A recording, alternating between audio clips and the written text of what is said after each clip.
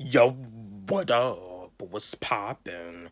Back at it again with another video for y'all, and this is another hip hop related video and also another sports related video because before this CEO became the hip hop villain, before he became like the CEO of Death Row Records, he was a football player. I mean, he never made it to the pros, but football was like his first dream.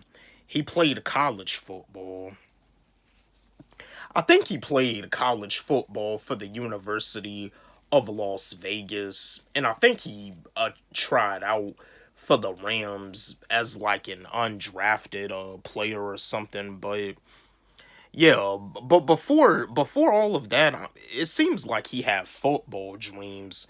You know, what I mean, with him being born and raised in Compton, he was an athlete. He played sports.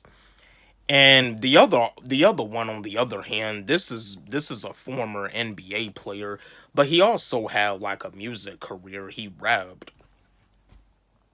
He did songs with Michael Jackson. He did songs with Biggie Smalls. Like he had like a little music career, and he was also like in a few movies too. But I got a question for y'all. I got a question. What if Suge Knight signed Shaq, Shaquille O'Neal to Death Row Records while Shaq was on the come up with his music career? My fellow Death Row Records fans, my fellow Shaquille O'Neal fans, let's chat. Let's have a discussion about this. What if Suge Knight signed Shaq to Death Row Records while Shaq was on the come up during his music career? Because Shaq was mainly a basketball player. He was mainly an NBA player, but we all know he had some success as a rapper in the music industry. He has songs with Michael Jackson. He did songs with Biggie Smalls because he ended up releasing the song "You Can't Stop the Rain," and everybody should know that that song was recorded back in the '90s. But yeah, yeah, like let's have a discussion about this. I'm gonna give you my answer like I do as always. If Suge Knight was to sign Shaq to Death Row Records while Shaq was on the come up, I feel it would have been decent, but I feel like it would have been better if Shaq signed to No Limit.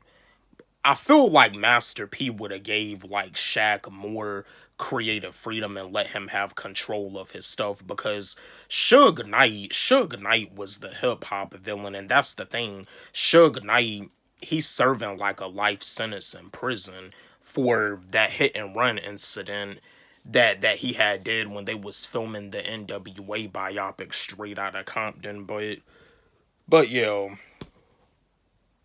yeah, Master P would have gave him like more creative freedom because I honestly feel that Master P probably would have saved Shaq's music career just like he saved Snoop Dogg, because Snoop Dogg, when he was on death row after Tupac had got killed, death row started to go downhill.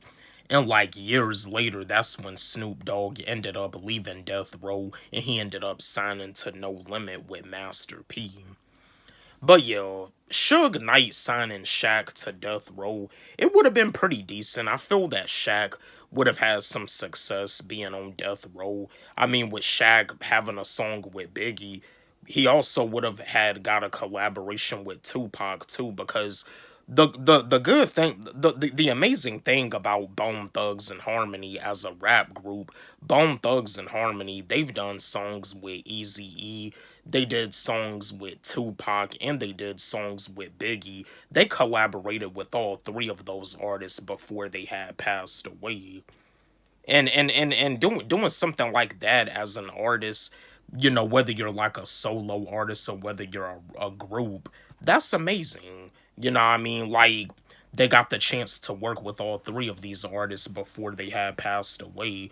But yeah, Suge Knight signing Shaq to Death Row, it would have been pretty decent.